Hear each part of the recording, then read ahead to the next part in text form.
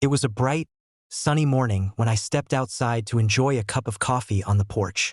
The freshly mowed lawn stretched neatly across my property, a simple source of pride after a weekend of hard work. Suddenly, my peace was shattered by the unmistakable shrill voice of HOA Karen echoing from across the street. She was waving her clipboard frantically, and her teenage son was filming the spectacle with a mix of excitement and embarrassment. Apparently, Karen had decided that my grass was too green, and that this somehow constituted a violation. "You can't have grass that green," she shouted, stomping her feet. "This is against HOA rules. I'm reporting you immediately." I set my coffee down and crossed my arms, keeping calm. "Karen, my lawn is fully compliant with all local ordinances and HOA regulations. Your complaints are baseless, and repeated harassment is illegal."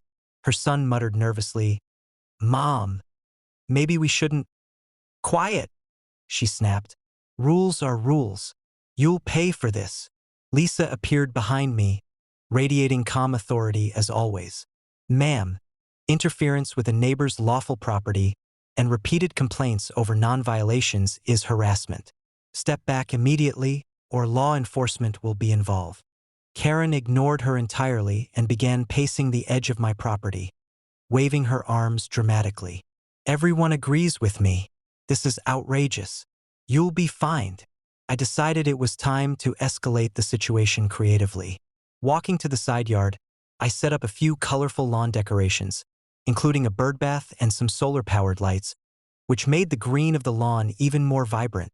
"Karen," I said calmly, "if you're concerned about how green my lawn is, I've prepared a demonstration for you." Her jaw dropped. What is this?" Her son whispered helplessly, "Mom, I told you." As if on cue, the sprinklers kicked on, watering the lawn to a perfect sheen. The sun reflected off the dewy grass, turning it into a vibrant, sparkling green spectacle. Birds landed gracefully on the lawn, adding to the beauty of the scene. Karen waved her arms in frustration, but the neighbors, who had begun quietly watching from their porches, burst into soft laughter. I walked toward the fence with a smile and added a few humorous signs: "Too green to care," and "Grass fully legal. Please enjoy." The signs highlighted her overreach while remaining perfectly lawful. The neighbors chuckled quietly, clearly entertained, and a few even took photos. By mid-morning, Karen had retreated to her house, muttering about fines, regulations, and imagined violations, while her son followed behind, thoroughly embarrassed. I returned to the porch, sipping my coffee, enjoying the calm and the laughter of the community that had witnessed her defeat. Later that day, I documented the lawn, the decorations, and the humorous signage, creating a record in case of any future complaints. The story spread quietly through the neighborhood.